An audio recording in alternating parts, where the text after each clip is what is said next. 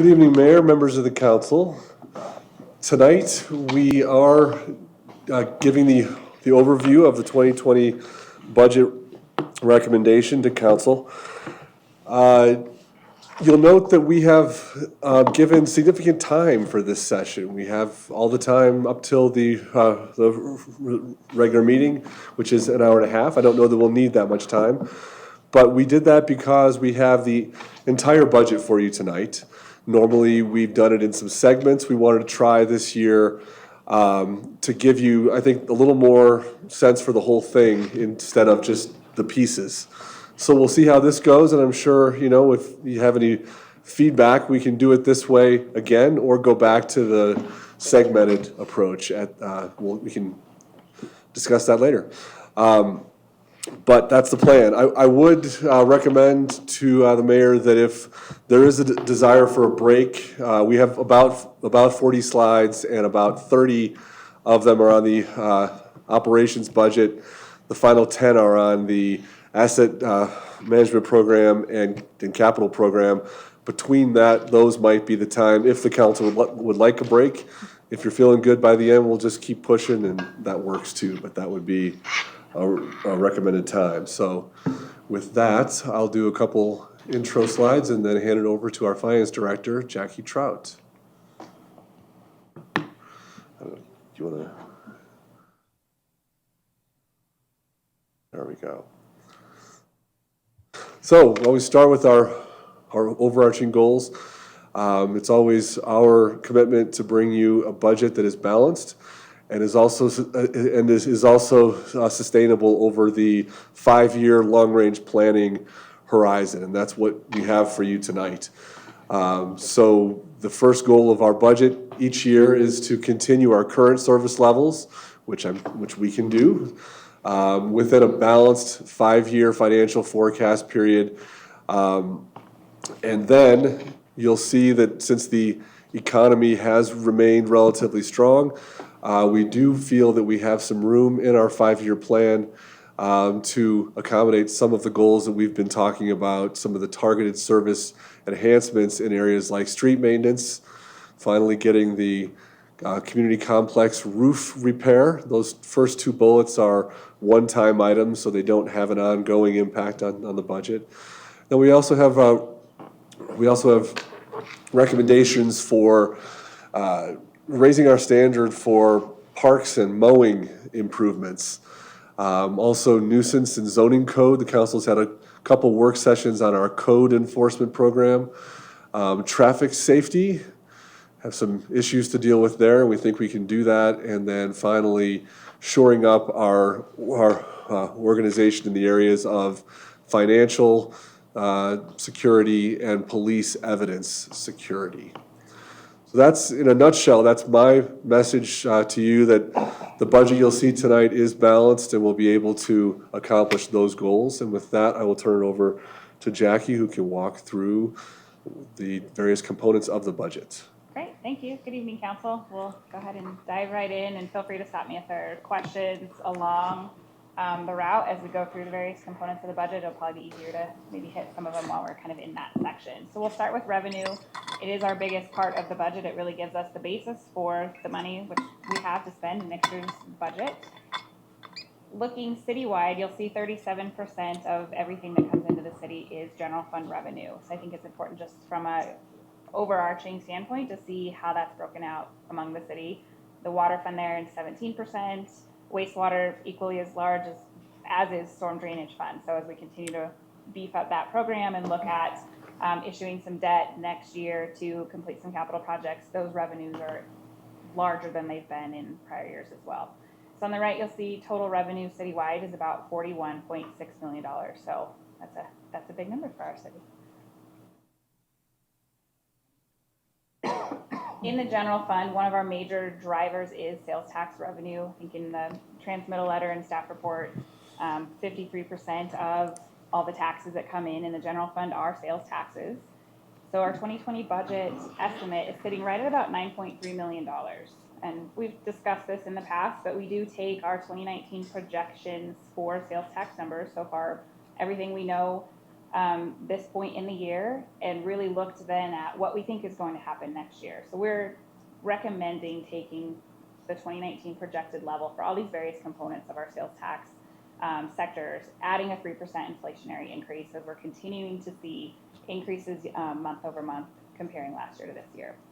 The highlighted line there in industrial is our oil and gas sales tax that we watch more closely and talk about more often. We have historically been more conservative in nature on that dollar amount. And instead of projecting additional increase, we're actually taking that step back and saying, at this point, we think we'd be conservative in saying 75% of what we're projecting this year is a good budget basis for next year. In years with a little bit more uncertainty, we've been at a 50% level. At this point, we feel like there's no looming exit awaiting us. Hopefully we're right on that. And showing a 75% just to not fully hedge ourselves on that dollar amount there. The interesting point there is even with some of those bigger categories showing a 3% increase, pulling back on that industrial piece at the 75% level is essentially the same budget going into next year as we're projecting for 2019. So $9,500 difference. And that's been a different view to, appreciate it. I can even hear myself now. So a very consistent level with what we're seeing this year, which, as I mentioned, is different than what we've had in prior budgets. Total general fund for 2020 budget, there's about $15.5 million. And really what's important on this slide is just showing very consistent levels from 2018 actual there on the left to our projected current 2019 budget in the middle and what we project out for next year. So very stable revenue levels. And this is really great because we had that change in shifting some sales tax revenue to the food for home consumption, tracking that separately and now in its own fund. So the increase growth, the increase in sales tax revenue, and a few other factors has actually allowed us to remain consistent in the general fund revenue. One note on that, just that the fact that looks stable and with even some growth in 2020 is significant because we had gone into planning mode with the shift of approximately $1 million to the food tax fund, and the fact that we've been able to absorb that with the economy happening is significant. So that's what you're seeing here. Just for clarity, which of the columns then shows the food tax in it? Our initial 2019 budget, you would have seen from 2018 actual to 2019 budget, much less there. Okay. In our projected, because we're seeing the increase in sales tax revenue, that number's come back up. So you would see it if you looked compared to initial 2019 budget. Wonderful, thank you. Thanks for clarifying. Other general fund revenues that I think are important to note, that 2020 budget column there is in blue on the right side. We talked about sales tax. Property tax is also remaining at a high, stable level. We did see an increase from 2018 to 2019 with oil and gas valuation due primarily to the production of oil and gas. So happy that that's remaining consistent. It's actually higher. Yeah, it's coming down a little bit from 19's actuals, but less than 1%. Yeah. Other taxes is pretty significant because there's use tax on some of the building development coming in. So now as we're getting closer, we know some of the development projects and when they'll be phased and what numbers. We did a pretty detailed calculation for everything development related. Took a conservative estimate, and we're not banking on every single unit coming in next year, but there will be a significant amount of use tax in that development. There's also a significant amount of money coming in for building permits that come in the license and permits with some of that development too.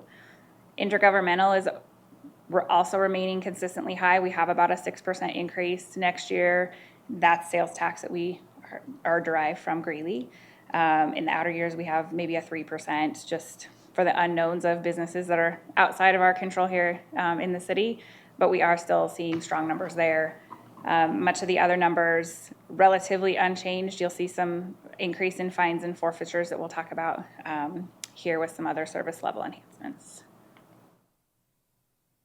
Rounding out some of the other funds that we do want to highlight as well, the construction food tax, as we mentioned, we had about a $1.2 million revenue estimate for the 2019 budget. Now that we're 7 months into the month of collected sales taxes, we have a more accurate projection on what that food for home consumption sales tax is. So it's going down slightly from our 2019 budget and the current budget as it is for 2019.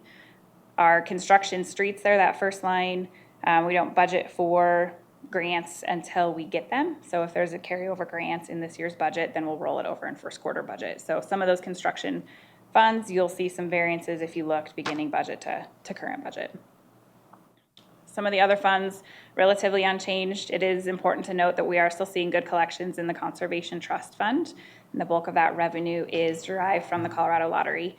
And those collections are still coming in at a steady pace, increasing just a little bit year over year. So that's nice to have that steady revenue as well. We do get a fair amount of money that we talked about in the general fund for potential development that is coming.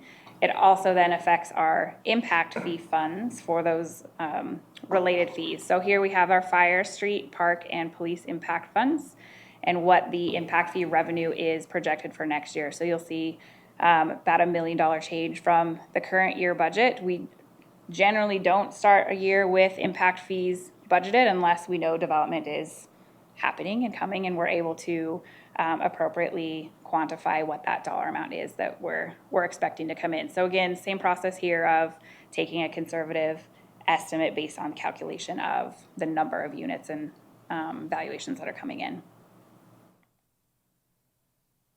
On the enterprise fund level, you'll see very, very small change here on the water fund revenue. We do have on the next slide some more information, but an additional 50-cent increase on the base rate has been our historical start to the budget each year.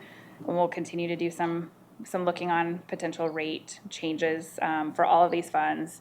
Wastewater fund has the remaining rate increases, everything built in based on the last rate model that was approved by council.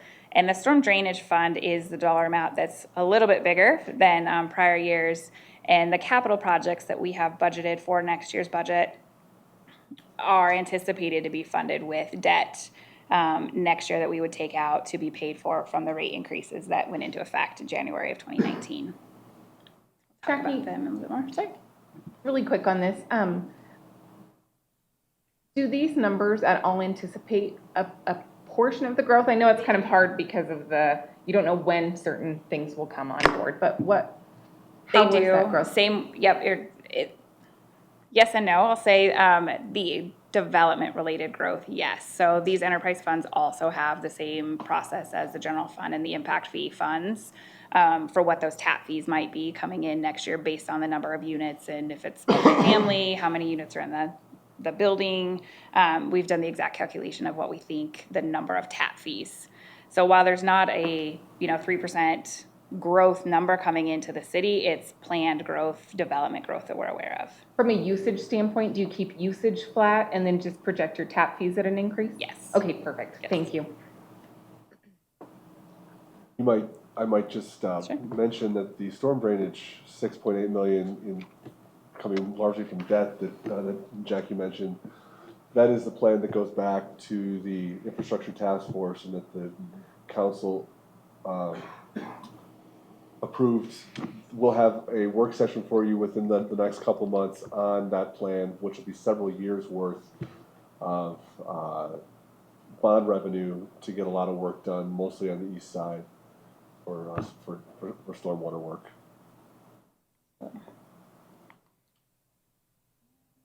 So as I mentioned, we have the 50-cent base rate increase in water fund.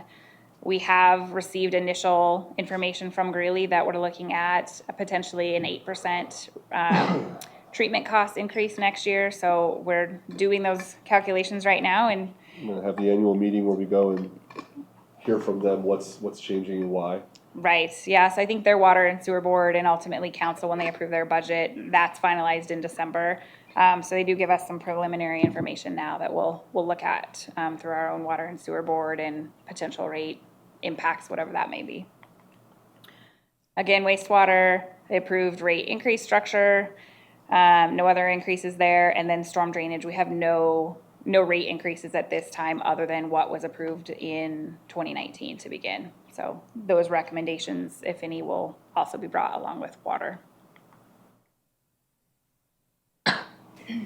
This graph here shows our 5-year result of operations for the general fund with some of those revenues built in that we've just discussed and in consistent service level for operations. So this is just the cost of continuing our existing service levels with no increases to what we would be asking for next year. And that number there in blue is telling us that then we'd have $668,000 net results at the end of 2020 if we added nothing new. I think we're trying to do the most with our money. We've been conservative and realistic with the revenues that we expect to come in 2020. And this is our opportunity to look at that money and say, what can we do with it? What should we be doing with it? Our ending fund balance there is almost $9 million. We have adequate reserves. We have a balanced budget. We have an opportunity, I think, to do more. You as a council have asked for some priorities and some changes to be done and the goals that Jim mentioned. So we looked at how do we accomplish as many of those goals as possible. Again, I won't read them. This is the same slide that Jim went through at the beginning. But when we have built in what it takes to increase parks, to increase the staffing for police safety, all of those factors that we mentioned, it brings us to $72,000 net result. So our ending fund balance there is about $8.3 million. That's still more than enough money. We've talked about what the reserve policy is. Generally we've looked at a 40% reserve for, economic turnover, whether we have a loss of a major sales tax payer, we have a natural disaster, or we have an investment opportunity for our city or economic development. We then went back this year and said at our first quarter budget revision, let's then look at a 50% reserve level. Let's make sure that we're remaining conservative. We have seen swings of sales tax losses if there is a loss of a major payer that could be to the tune of $1 million.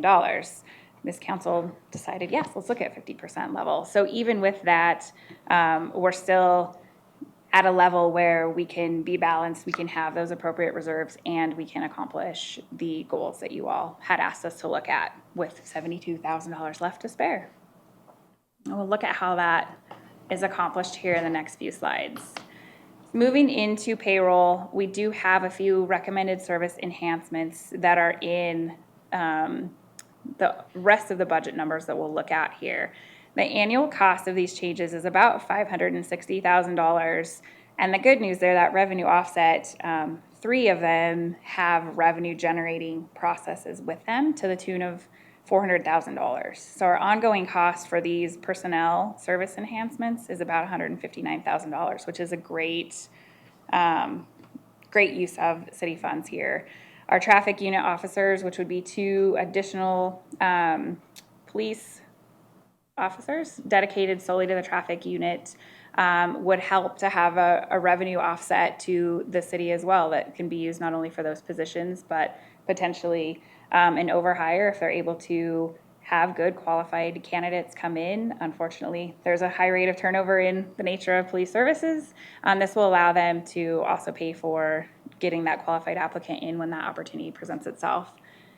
We have full year funding for our property custodian, and that's in order for us to more timely and more timely process evidence as that comes through our property evidence is quite backed up, and we're running out of space and running out of opportunity to process that as quickly as we should be. So there's a relatively small cost to have that full-time opportunity here. The code enforcement restructuring is essentially running through the budget, the recommended service plan that was brought to council a few weeks ago. So for a cost of $3,000, I think you get a lot in the way of nuisance and code enforcement. The Parks Department staffing would require an annual cost of about $70,000, some restructuring there to hire 2 new staff, one of which would have a horticulture focus, which is really important to that staff, and that's been the first time in 10 years that we've had somebody with the knowledge and expertise to really look at how do we continue to keep the trees and things moving in the right direction for the city. So I think that'll be a nice piece there as well. Finance costs to increase some hours. It'll be primarily for our accounts payable clerk. So this was a final component of our restructuring, mid-year restructuring that took place that we didn't accomplish at that time. So we do have a capacity lacking in the finance department still with that restructuring. So relatively small cost there to allow us, I think, to be operating as fully as we need to be. We have increased hours for our assistant city attorney, also with some part-time support expense, whether that be paralegal in nature, to continue to have a little bit more time here supported for the city. And we also have a storm drainage engineer, and you'll see that that's fully shown as a revenue offset there. That's a cost that's allowable under the grant program or the loan programs that we're looking for to help manage the bulk of these capital projects that we're taking on in the next few years. So as I mentioned, these are really great necessary positions here for the city for an ongoing cost of about $160,000. When we plug that into what that means otherwise, we have merit pay increases that we do budget for a 3% pool that is, as I mentioned, merit-based. That's not awarded to everyone who's sitting in a chair on January 1st. That awards supervisors the opportunity to give that benefit to excelling employees and keeping the talent here that we have. With that is benefit increases as well. Every time we pay a little bit more or have an additional person on board, we have insurance costs and payroll tax increases, 401k increases that are built on percentages. So there is a little bit of a compounding effect for every dollar you add to a payroll salary. There are some additional costs there. We have transitional hiring costs broken out as a cost for the 2020 budget, and you'll know we had a lot of restructuring happen this year. We've also had a lot of turnover. So I think Jim and I talked, we had approximately 20 positions that were filled this year. And unfortunately, when we had a vacancy that was filled, coming to the market valuation of that position to pay for high quality skilled employees to fill that rate, oftentimes it was a fair amount higher than what the previous incumbent had made in that job. So turnover is costly, and hopefully we're at a point now where we have less of that going forward, and we're paying appropriately, and we're keeping and retaining the skilled workforce that we have here. But that has led to a fair increase in our payroll budget. You'll see the $560,000 there is the recommended service enhancements from the last slide. And our total increase then from the 2019 original budget is about $1.3 million. So I think if you just looked at that bottom dollar amount, $1.3 million is a lot of money. We can't say that it's not, but really when we dive into the factors that make that up, and then you think about the percentages and benefit increases and payroll taxes and everything that's then associated with the cost of having employees, it does build on itself a little bit there. So in total, our citywide payroll budget for next year is about $11.3 million. 10.1 is general fund employees, and about 1.1 million are enterprise fund employees that are directly coded 100% to one or two of the enterprise funds. We like to do just a check back on what that split is of the total payroll cost, just to kind of make sure that we're not having something skewed from year to year that's really driving that cost up. Pretty consistently within a percentage or two either way is salary coming at about 76% and benefits at 24% of that $11.3 million. Any questions on what we've covered before? We'll keep moving. Everyone's still awake? Okay, great. So moving into supplies and services, just kind of looking back, in 2018, we did ask departments to tighten their belts a little bit. We had a 2% reduction in our supplies and services budget to help that bottom line and making sure that we were funding our current service levels with the revenue that we had on hand. And we were able to do that without a whole lot of pain. In 2019, the consumer price index did go up a fair amount. So it was a almost 4% inflationary increase. And we said, okay, departments, you probably need a little bit of that money back. So we gave them 1% back. Clearly not close to the inflationary percentage, still asking people to do what they can to find potential savings and really spend money smartly. In 2020, the consumer price index levels is about 2.7%. I was happy to see that it wasn't higher than last year. But we did have some savings last year. I think department heads are really good about continuing to look for opportunities to do things better. And we're asking them for 2020 to operate at the same level as 2019. So we're saying, yes, we know there's more pressure. We know that we're all trying to do a lot of projects, but let's continue to try to do everything we can with the money we have. So we are keeping that level flat and really only asking for what are the contractual increases that we are going to have to pay next year and have no control over, as well as what of our service level enhancement projects or goals do have an ongoing cost with that. So our supplies and services budget will still go up about 10%, and it's due to some of the contractual needs that we'll talk about. It's also due to development as well. It will cost us more for building inspectors. We can't just have the revenue without having the expense on that side as well. So there are some costs of continuing to do more. Some of those contractual increases, we talk about these each year, are those items that we essentially have no control over, and we're happy to at least have the information that we can budget appropriately for them. The biggest one there will be an insurance cost. So property or workers' compensation goes up as our salary pool goes up. As payroll costs us more, so does the insurance for our workers. We will also have an increase in our property casualty for next year. We're in the process of going out for RFP for insurance carriers. It's been a few years since we've done that. We do expect there to be a higher cost. I will jump in here because that's one that has some uncertainty to it at this point. The property casualty insurance, that's the one that, as the name shows, covers our property. Given the hail damage that we have had a few automobile accidents over the past few years that are kind of showing up in our 5-year history now. And the big thing is also the Eastwood Village settlement that we've had. While that was great news for the general fund and the city's resources, that is going to have some consequence for our insurance costs, what they call the loss ratio.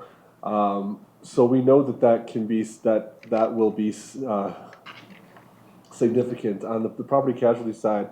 I think we have in the budget is that a 75,000 increase, just as kind of a placeholder. I think this topic merits a work session with the council once we know more about what we're looking at. But that's one item that I think could likely be more costly than we're showing here, and we'll know what those costs will be probably December-ish. It will be then. So we can come back to you with that, and we'll have to plan accordingly to keep our budget balanced for next year once we know what that is. Of course, we'll also have more revenue information for this year too.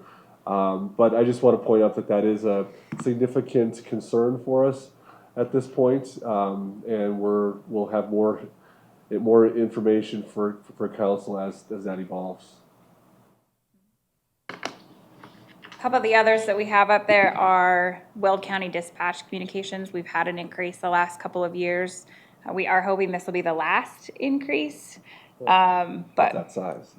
Of that size was a little bigger than we were initially projecting as well, a little bigger than last year too. But again, they have to pass on costs to do business, and it's still a much cheaper option than anything we could do dispatch ourselves. So while it looks large, our options are limited there. We have a fairly large increase there as well for what we've kind of lumped together as IT licensing and service increases. So again, compounded costs of having skilled employees in different fields, as well as the number of users for certain licenses. We do have support contracts for different softwares. We do have replacement costs as well for small pieces of equipment and third-party servicers for our software components. So our IT director went through and looked at every single contract costs that we have for all our various software components that are paid for by IT, and really looked at what that's going to cost next year. And I think every year that we continue with a robust IT department, we get a better feel for what every little nook and cranny costs us. So hopefully that's a good realistic number for next year's budget. We are projecting about a $10,000 utility cost increase. In last year, call for contractual increases. I didn't ask for anything additional, trying to, again, hone that number a little bit. But it does look like that continues to go up as well. And then lastly, we have some maintenance and concession costs for Riverside Park fields out there. And it doesn't show it on this slide, but there's a almost full revenue component there as well, as concessions are extremely successful at some of the events that the recreation department is holding. That revenue is coming in, but so is the ongoing cost to provide the services and items that we need out there, as well as doing the field leveling and maintenance to make sure that those ball fields are in good condition for folks to have the events out there. One thing also to note that's not up here is we've talked in prior years about the Greeley-Evans Transit costs. There have been contractual increases that group has passed along as they have capital needs or cost constraints on their end, and they are not passing on a cost this next year. So I did want to at least bring to your attention, we are looking at everything, whether or not there is a dollar amount as well, and just trying to make sure that we're accounting for everything. So that's good news. Jackie, as Yes. part of that utility increase, for the Riverside, now that they're back in operation for night games, and for the lighting for night games and things like that? Yeah, I don't know necessarily if that's a huge driver. I think we have fairly energy efficient items out there as well. I think it's an ongoing rising cost of all of our utility bills more so than usage, but obviously all those factors have a compounding impact onto how we're using electricity here. There are 3 items that are recommended additions to the budget as opposed to the contractual increases that we have no control over. These are items that are noteworthy and important that we'd like to recommend in the 2020 budget. One of them is a network management dashboard solution. So this will give our IT department the ability to, in one dashboard, see some of our critical server settings and processes to see if something goes down quickly. They can be notified immediately. It'll reduce some of the downtime that we have on systems and processes and allow them just a little bit more control to see everything at a high level. So that'll be extremely important to them. We would like to bring the sergeant assessment process into an annual budget. In the past, Chief has asked for that every 18 months or so, or as they're needing that, and that's becoming more an annual cost now. So we want to go ahead and bring that into our police ongoing operational budget. And the third item here is a feasibility study for a potential railroad quiet zone. We're estimating a cost of about $10,000 to start that process to see what options we have here at the city to enforce or establish any kind of railroad quiet zone in the city limits. So rounding out general fund supplies and services, again, that's about $4.7 million. That's a little bit less than that second graph to the right there. That is our current 2019 budget. And so any of our one-time spending would be in our current budget, any of our rollover costs, that sort of thing. So again, our 2020 budget is kind of that base operating level with whatever these new things are built in. Jim, would that railroad quiet zone study include LaSalle and Greeley? It might reference those or look at the ones that are in place to kind of compare them with our circumstances. But the focus, of course, would be on our crossings in Evans to determine feasibility. But yeah, there are some successful ones. Being only 2 miles from LaSalle, which is their main switching yard, it might not help much to have a quiet zone just in Yeah, it Evans. would. I've talked to a lot of citizens. I've talked to the chamber, which supports it. And there's 4 crossings. One crossing doesn't even have any arms on it. And there's 4 crossings. And if they go through with their 10 seconds on every crossing, it sounds, and if you, even at my place, it sounds like they're coming through my windows. The people that are on the tracks, it's very loud, and it is a significant noise problem, and I think that we should follow suit as Greeley and Windsor and Fort Collins have done to at least give our citizens some peace and allow them to have a quiet and peaceful existence. I'm not disagreeing with that at all. I mean, I can follow I have a swamp cooler, so my windows are open during the summer, and I can follow the train whistles all the way down to halfway to Cheyenne. So I know what you're saying.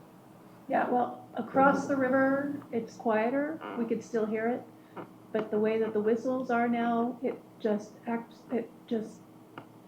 spews down the streets. And so, you know, if we can have at least that zone quiet, it would really enhance, the livelihood of the people there. But also, here we are, we have Highway 85, and we want to have businesses there. They don't want to, you go down to any of the businesses in LaSalle and you're trying to do business, you can hardly even talk. So for us to draw in businesses on Highway 85, it would be really nice for us to have at least a 1 or 2, potentially up to 4 quiet zones so those businesses can operate. Well, I was thinking about trying to enhance the quiet zone from LaSalle all the way through Greeley. I'm not sure LaSalle has quiet zones right now. Well, Greeley is starting on their side, and it's on the east end of their city. I hear it, yeah. I can only imagine where you live, how loud it is. Well, that's why we'll get this feasibility Yeah. study done, so we'll see what they have to say. And I appreciate you guys throwing that in there for us. Thank you very much, and I look forward to hearing the results. Right. Rounding out some of the enterprise funds on supplies and services. Really, we have inflationary increases in the Greeley water treatment costs, but not to the effect of an 8% increase. So we're going to continue to look at that. We also have staffing increases due to the merit insurance and taxes that are those enterprise fund employees that are driving the operational costs of the water fund up a little bit over our 2019 projected. Similarly, on the wastewater fund side are those employees as well as supplies and services as identified in the rate master plan to keep that operation going. On the storm drainage fund, again, similar with revenue, this is the fund that has the biggest amount of changes. So there are supplies and services and payroll necessary to fulfill the requirement of that stormwater management program, as well as some upgraded stormwater program, street sweeping, line jetting, inlet cleaning, that was all part of that management program. So we're continuing to beef up that program, and the cost to do the maintenance there is reflected in operational costs here of the storm drainage fund. We'll talk about some of those in a little bit more detail as well. From the supplies and services side, again, just shy of $11 million citywide, broken down by funds. We've talked about the major driving forces for many of those funds. And this is your Might be a opportunity. place for a pause for either questions, or if you'd like a couple minute break, we can keep going. Yeah, I say bust through it. Keep going. Anybody need a break? Yeah, keep going. Awesome. We'll move on. This slide here is our general fund asset management. So again, we've kind of delved right into it. Generally, our asset management plan are the smaller items in nature. They're a vehicle replacement or a small item of equipment under $100,000 that has a relatively short useful life, as opposed to what we'll see in the next few that are our capital long-term larger scale projects over $100,000. So the general fund recommendation is $141,000. Again, these are numbers built into the budget numbers that you have in front of you and in the staff report. The first 2 items there are replacements of police vehicles. They are both unmarked items. One is an unmarked interceptor that is one of our most highly used traffic vehicles. So while it's unmarked, it is one of the main police vehicles there. It has the highest mileage on it, the highest use, and right now the highest maintenance cost as well. So it's the PD's really driving force of utilizing repair money that could be better spent on a newer vehicle. The second one there is an unmarked administration Impala. So again, we would go to that interceptor SUV style for both of these. This would also be an unmarked one, and the current one that we'd like to get rid of is both, as it says, they're used for admin, but it's also the training vehicle. So if there's high-speed training operations, it's the one that is beat up and repaired and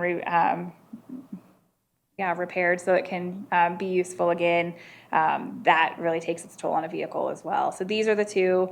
I'm sure every department of the city would like to ask for a few things. I'm sure police could use more than 2 vehicles for next year. But in looking at maintenance costs and service records for all these pieces of equipment, these are the two that are becoming more costly to keep, to keep than it would be to replace and put that money into a new vehicle. 20,000 there is facility repairs here for the city complex. We've been going through and updating some of the lighting to more efficient LED lights. That'll need more money to continue that process throughout this building. We also have a basement pump that needs to be repaired that's a few $1,000s. That's caused some flooding in the basement a couple times, as well as a washing machine that we use here at the complex that needs some plumbing additions as well as the washing machine. So I've had a lot of questions with this being in there. We use it not only for some of our janitorial products, but also for tablecloths and that sort of things when there's room rentals and events here at the city. So it's nice to be able to do that in-house and continue to have those products here. And then, let's see, item number 4 there is replacement of weight room and cardio equipment. So we are projecting a 5-year replacement schedule for all of the weight room equipment and cardio machines at about a cost of $18,000 per year, and that will allow us to completely replace everything in there. So they have a useful life of about 3 to 5 years, depending on the specific piece of equipment. Many of that is well past its useful life, and we want to make sure that we have a nice amenity for residents to use and continue to have updated nice equipment for everybody. The last one there is a replacement of a 0-turn walker mower. So this is one of our normal width, not one of the large 11-foot ones that we bought last year, just a normal walker mower if you're familiar with what those look like. $18,000 is our estimated cost for that. We use it not only for mowing operations in the summer, but also has a blade attachment in the wintertime that they can use to plow snow, and that's really effective for sidewalks in places that we couldn't get the tractor or some of the bigger pieces of equipment. It allows the staff to be able to get in everywhere quickly for snow removal. So again, that's a total cost of about $141,000 specifically for the general fund. We have a couple other items in other funds. Are there questions about any of these items? Great. So there are 2 items here. One is in our cemetery perpetual care fund. We have estimated $20,000 to do some revitalization to the cemetery entrance to include some landscaping as well.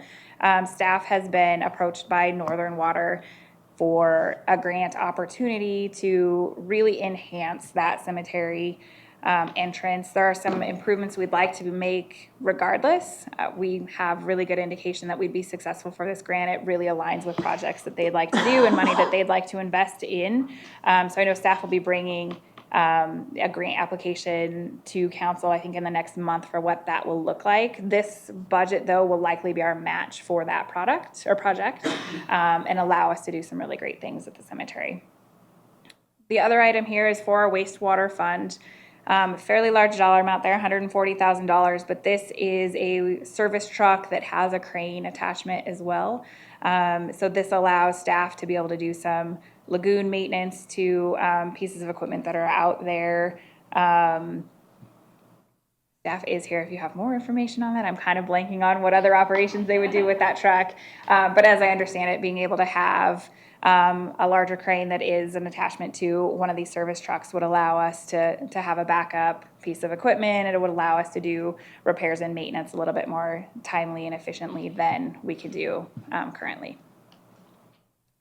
Those are all the items for asset management that are the smaller, not large capital project in nature. I'll keep moving if anyone doesn't have any questions on these items. Great. The 2020 capital budget, rather than going through the slides on here, the easiest thing to do is to look at a handout of all the capital items. And while that's being passed out, I have it just broken down by fund, since that's generally. They are in the back. They're on the back page of the staff report. So if you have the staff report packet in front of you, it's on the back page.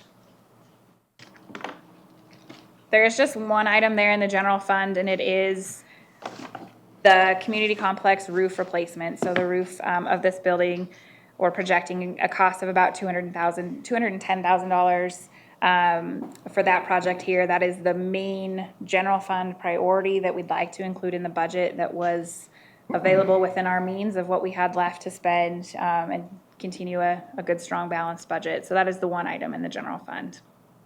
The Conservation Trust Fund has two items. One is a tennis court repair and resurface at Village Park.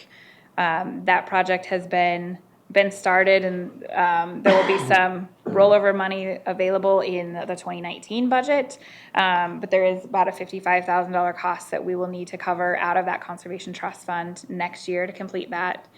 We also have a playground replacement for Driftwood Park in the budget.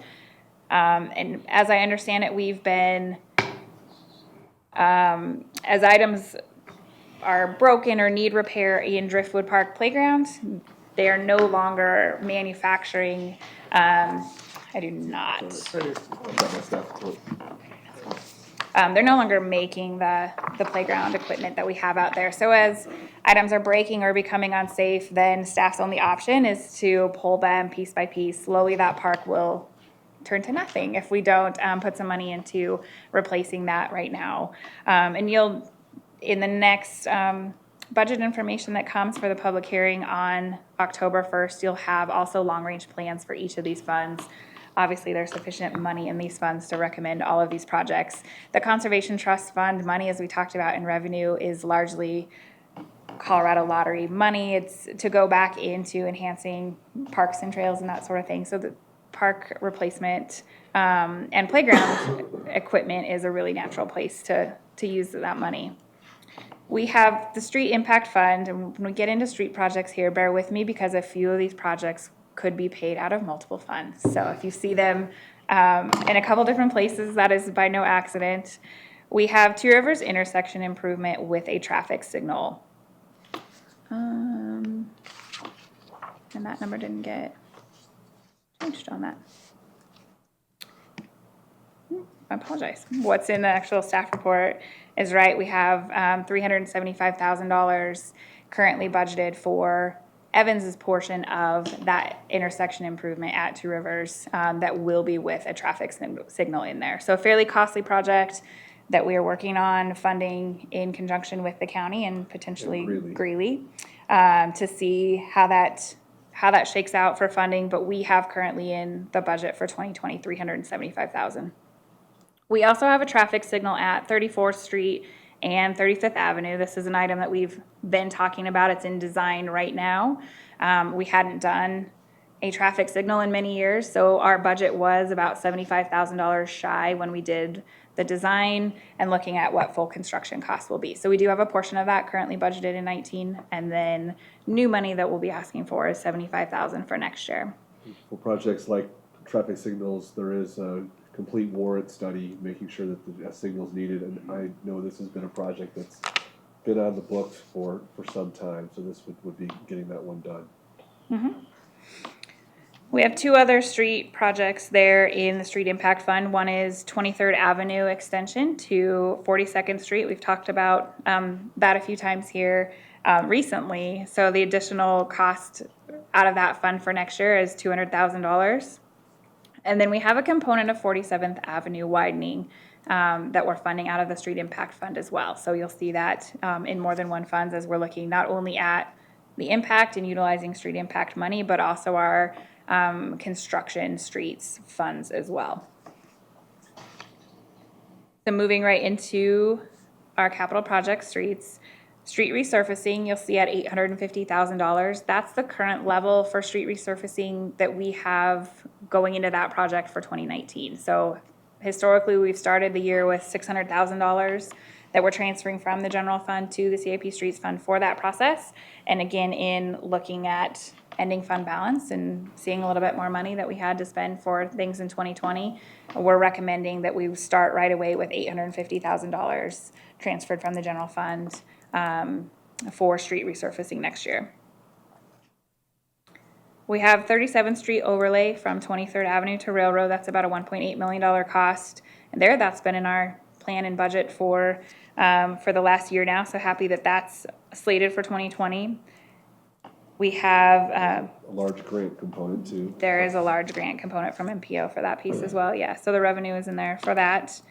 And then we also have 23rd Avenue extension to 42nd Street again in the CIP Streets Fund, so 250,000 there. Last item there in that streets fund is County Road 33 improvement. So cost of about 130,000 is what we're anticipating. Our agreement with ARB Midstream for that section of County Road 33 requires them to do some improvements to that road. A small portion of that is also city responsibility to pay for. A small piece of the improvements as they have the bulk of that. I don't know what the total project cost is for improvements that they would have to do. But I do know our portion's small comparatively. We have one item in the capital projects fund out of our food tax. So again, this is that food for home consumption sales tax that we're tracking separately in its own fund. We're budgeting $500,000 of that to go also towards 47th Avenue widening. The next three chunks are enterprise funds. In the water fund, we have our NISP, Northern Integrated Supply Project, water storage costs for next year. We will continue to have an ongoing annual contribution cost for that project over the next many years. So our budget of what we've been told next year, our requirement is $400,000 for that. We continue to budget for an amount of contingency or reserve for Greeley system expansion fee if and when we reach that water treatment cap. We want to be prepared, and we're continuing to hold a small amount of system development revenue that we get in towards that balance. So at that point, we have funds to pay for that expansion. Staff is currently working on replacing our irrigation controller system this year. Unfortunately, it was a process that we had to find money to start working on this year, and they're going to be about $50,000 shy in getting all of the irrigation controllers replaced. So there's a relatively small amount next year to continue or to finish that project. So once again, budgeted not only in 19 but 20. We have a non-potable irrigation backflow at North Point, about $35,000 it will take to have a new backflow protection device implemented in that park. It's fairly costly to excavate that, dig it up from underground, and have new equipment put in. We have some feasibility or studies also in the water fund, one of which is a water feasibility study with Central Well Water. This is something that, as we continue to look at what the best service route is for Evans and not only current need, but also future need on water, looking at what that might mean with opportunities for Central Well Water is really important, something that we'll be working on here shortly, as well as a future water demand analysis. So for us to know what we need and what the best source of that is, we need to know ultimately what our water demand is as well. So those kind of tie in together. We'll also be looking at a utility feasibility study for South Evans. So how do we extend utilities south on the other side of the river, and what does that look like? That's something that will be split not only with the water fund, but also the wastewater fund. Last item there in the water fund is Tuscany non-potable system. So again, we've been talking about utilizing some of the budget for 2019 to start that process. Now that we have good cost estimates for what that will really entail, there's about $200,000 that we will need next year to make that complete. In wastewater fund, we do have an annual amount of sewer line maintenance each year that is for slip lining or different components of our sewer line that there's maintenance done on. Next year, we're starting the request at about $190,000 to continue doing that. We have a wastewater solids handling and dewatering cost. That'll be an annual cost, and something also on agenda later to look at the needs there at the wastewater treatment plant. Now that we know what a cost is, we've continued to build that in the outer years too, so that's an annual component of their budget. Again, the utility feasibility study we mentioned. We have a sewer line expansion for 11th Avenue design for next year to see what that design might look like and the need for that sewer line at 11th Avenue. We have a survey and design for Ashcroft Draw sewer line realignment, about $50,000. We have a decommissioning study for the wastewater treatment plant. So $100,000, but a very necessary process for us to look at what will it take to decommission the old wastewater treatment plant fully, what's the best use of that, and it'll give us a better plan to go from of what we do with that site in the future. And then last, I will just include this even though it's hopefully something we won't use next year, but we are trying to the extent that our wastewater fund allows and based on the plan that was implemented when the new treatment plant was built, starting to accumulate not only equipment replacement reserve, if you will, but also for plant expansion as well. So we do know expansion will be necessary at some point, and we need to start to set that money aside for when that process happens or when pieces of equipment do come up on their replacement schedule. A few items here in the storm drainage fund, also pretty costly as we looked at the priorities for storm drainage. And these are items that were brought from the task force, the highest priorities from the storm drainage master plan.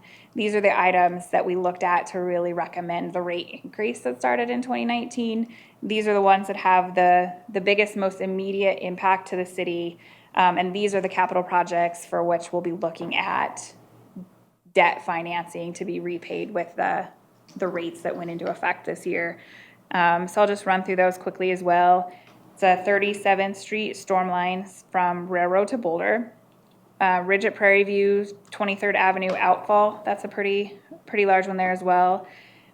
Detention pond improvements along the railroad, as well as the next one there is Highway 85 storm drain improvements along St. Vrain Street. We'll also get along 31st Street and 39th Street, some of the French drains there as well. So mostly impacted on the east side of town, right along the highway, some of those bigger impact areas that we have more of the consistent flooding or drainage issues. As we mentioned, it's important that we all see the kind of the total picture of how those interrelate. So we'll be having a work session on those within the next couple months. Whew, I think that's all for capital. Just want to point out here, that's about $9.5 million of new money next year for our capital budget. So again, some of these projects have rollover money that we've been kind of setting aside or that we have currently budgeted that'll roll into this $9.5 million next year citywide. This kind of shows capital expenditures by year since 2014. And so even in 2014, when we had flood recovery projects and we were still doing some really initial recovery rebuilding efforts, we were at $4.3 million. So to be at a level of 9.5, even if you take out some of the spikes that attributed to $35 million, where we had the bulk of Riverside Park and we had the bulk of our wastewater treatment plant, this is a very large year for us to be finally future forward looking and no longer kind of in that recovery capital standpoint. So very exciting point for us to say now we're able to take on these large improvements and these big projects and priorities for the city that are now the future needs of the city. So very, very cool place for the city to be in. I do have a question real quick. Yeah. So I'm looking at the water fund and we're gonna do a $50,000 water demand analysis. And that's going to look at our projections for current and future water use. Thought we already did that, and that's why we decided to buy in a NISP, because the amount of water, after we looked at it, how far that water was gonna carry us in the future. So we decided to buy in a NISP to sustain the long-term sustainability of the city. So why are we doing another one if we just conclude it and bought it in NISP, say, hey, this should take care of our water needs for. Good question. The NISP discussion was about long-term, raw water supply, which is very, very important. As we are talking more with Greeley, looking at the potential Central Well partnership, we need to get down to the next level of where is that growth going to happen. We're having questions from Greeley as they do their long-term water delivery system planning, their next main lines and everything. They need to know where and when Evans will likely grow and need water. So that's really trying to do that next level of distribution system planning that we have not done. Okay, all right. I also have a question. Got that. We've got 2 more feasibility studies in here for $50,000 at each. So that, my question is, we have these feasibility studies for $50,000 and we budgeted $10,000 for the feasibility on quiet zones for the railroads. So are we not planning on doing, as much of a study on that? Are we, I guess I'd like to know what's the difference and are we not going to give that as much of attention as we are as the $50,000 feasibility studies? The answer is that we will be.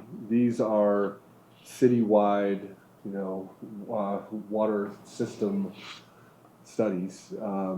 The railroad quiet zone feasibility study, there are only a couple locations in Evans where that would be feasible.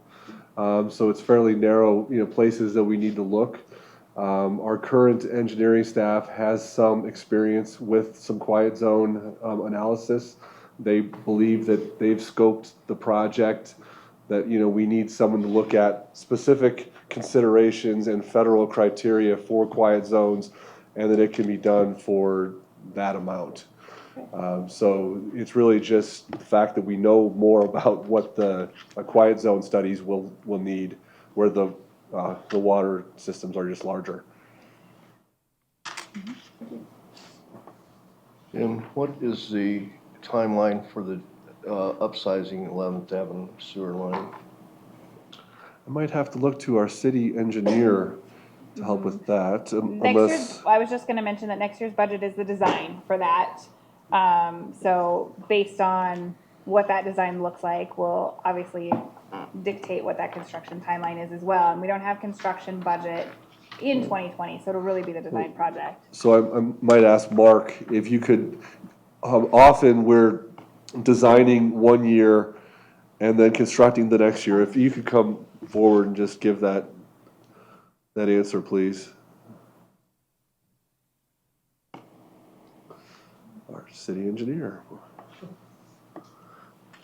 The design would be from the Evans Ditch to 32nd Street. And we're actually gonna chip seal that as well, so we're gonna be digging into a chip seal. Figure out maybe there's a way to do that more effectively. The construction of that would probably be a 3 to 4 month project, and it's not something, you could do sewer work in the winter time, it's not ideal, but you can do it. So we're trying to avoid it when we can, because it does create a lot of problems during construction with snow and ice and safety. So it's better to do it in the spring, summer, fall. So if we could get a design done early part of 2020,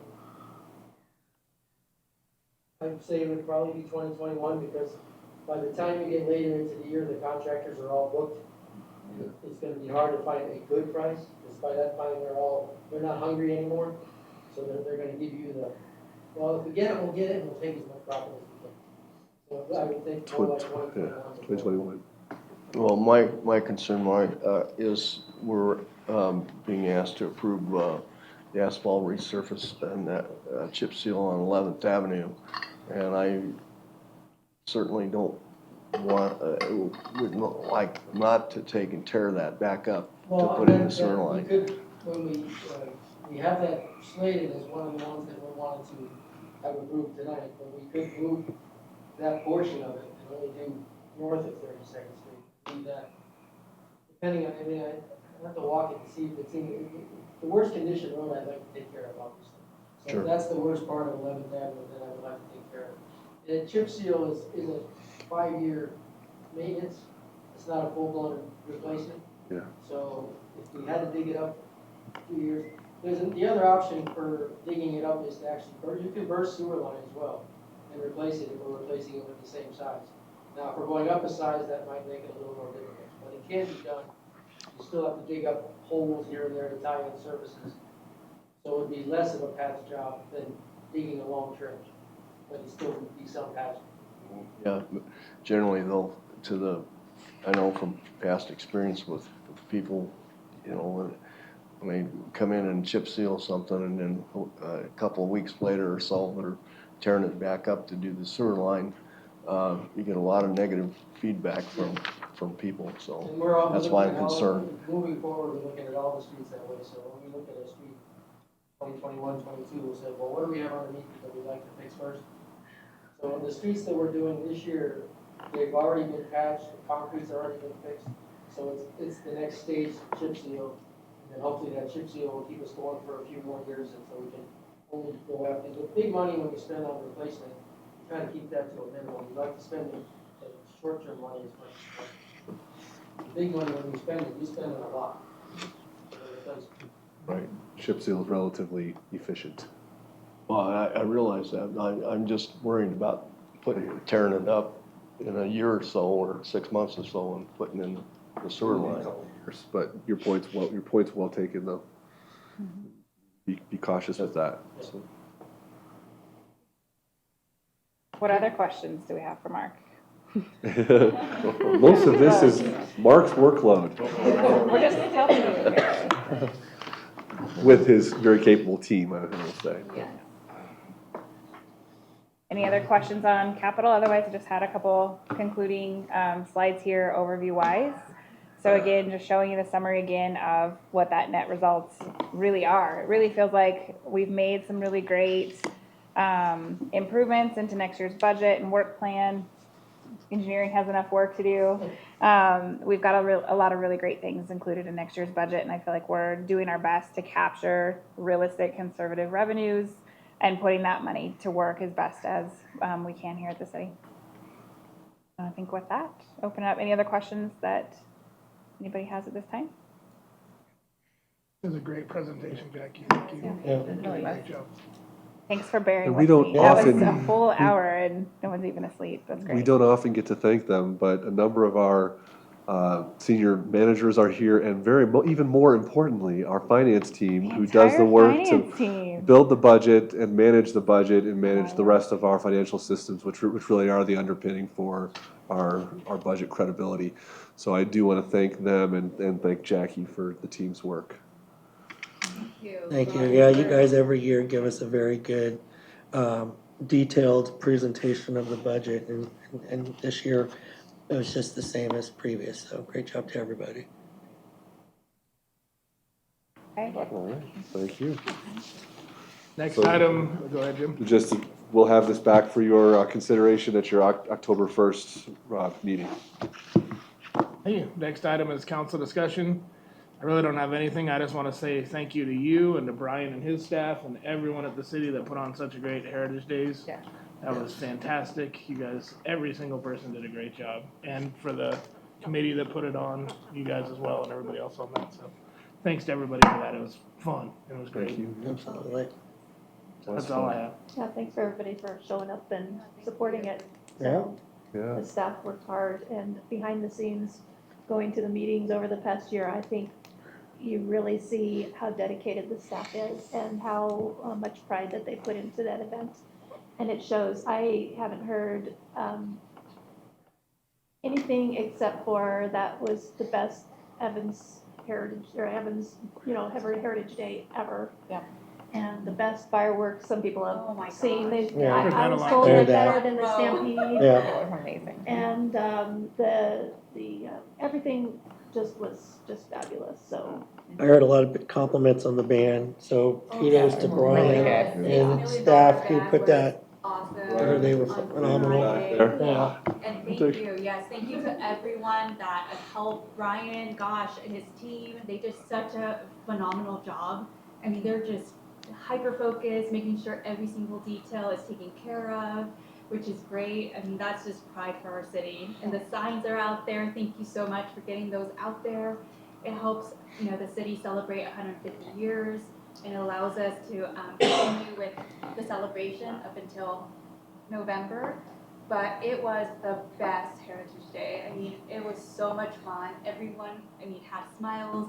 Everyone complimented, how great it was. And I think this is a great way to celebrate our 150 years. And thank you. I would just thank the committee, and I also, get to just thank Brian and the rec team, also the operations team, for what it really does take behind the scenes to make it all work. And I think we made great use of Riverside Park. Things were spread out, and that was a good thing. So at some point, we should have some critical, hopefully still positive, but I think go back and really think about some of the details, and we want to make sure that we capture any of your suggestions for making it even better, and things that we don't want to lose that were great. And we've heard several of them tonight, but we'll have that debrief, I'm guessing at the committee level, for sure. Working with staff and trying to do calendars.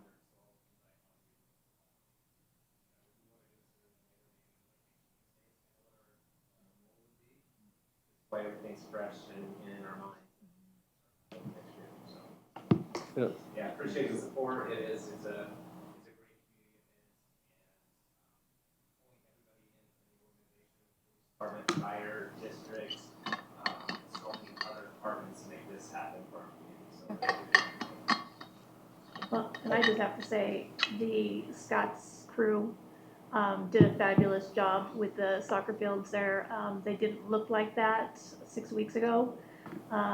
They got green and manicured, and the path put around it, and the overflow parking. They really did a super nice job with that in a short period of time. So it, kudos to them too. They worked really hard. A great way of using resources too, because you had Vista out there, taking care of all the sticks and stuff in Riverside prior to the Heritage Day. There was an article about that, which was kind of nice, just cleaning up prior to everything. So that was great. Switching topics from Heritage Days, any update on when we're going to possibly have some town hall discussion meetings regarding the sales tax initiative we're about 7 months out from April? Yeah, So, we're trying to finalize locations, but we're looking at the dates. It's the first and second week of October, so we'll have that out to you hopefully by the end of the week. But we're looking at one at the library, one at this building, and we're trying to get the middle school common area, which has worked well, so that we've got them across the community. So that's in the works. Also, I just want to highlight being a part of Citizens Police Advisory Committee. It's really great to hear what's going on within our police department and what their needs are and what's going on, what's new, and how they're keeping our city safe. And thank you, Chief, and of course, the department for doing your best every single day. Thank you. And I heard nothing but great comments, particularly on Friday night. Not so much, I tried to concentrate on going around to talk to the vendors on Saturday. But my big thing, it seemed, I discussed this with Jim, it seemed like there was two different sets of crowds, or especially noticing children at the two different days. So I'm not sure if more people come from the community to watch the fireworks outside of Evans, or and did not come for the Saturday festivities with where there seemed to be more local kids wanting to participate in that. But it's the only slightly concerned comment I got from on Saturday was when a gentleman was wanting to know why there weren't more food trucks there, and that I could not answer for him. So I'm sure that'll be one of the topics at the debrief meeting that the committee will have. But everybody seemed to like the bands on Friday, and there were people out there dancing and just having a great time. The fireworks were exceptional, unlike some other places I've been to the north. And the 150th sign at the end, it was like the finale, that was amazing. It was a surprise to me. I was like, oh my gosh, that is so cool. I felt like a child. I was excited. So. Parents bring that out in you. Anyone else? Take a break for 15 minutes?